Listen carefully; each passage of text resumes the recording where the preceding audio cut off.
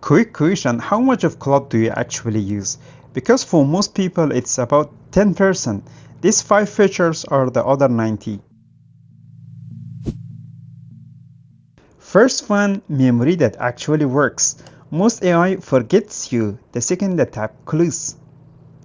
Project fix that. Docs, why is your whole setup saved? This is my actual setup, by the way. Instruction and files live inside the project, so every new child already knows your business. Set it up once, it just stays. No re-explaining, no re-uploading, none of that. This alone saves me hours a week. That's when it gets better. Number 2, this one is fun. Ask for a tool, Claude does not describe it, it builds it. I asked it for a client dashboard, this is what came back. Leave working right in the chat. Real numbers, real layout, nothing mockup. No deploy, no setup, nothing to install. A calculator, a tracker, a game for your kids. And you keep editing it by just talking. You describe it, it appears. Next one might be my favorite. 3. It plugs into your actual life. Claude can plug into your actual tools. Gmail, Calendar, Drive, Slack, Notion. 2 clicks in the chat, that's the whole setup. Gmail and Calendar switch it on.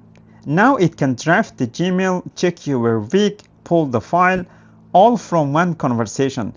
It stops answering and it starts coordinating. Not a chat, but a coordinator.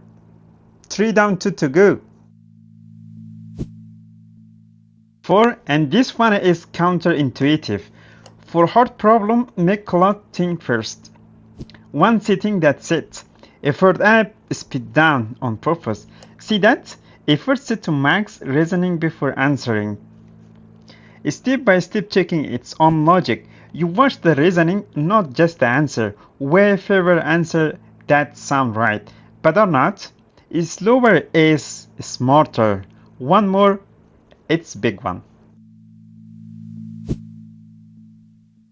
And 5, it works while you don't.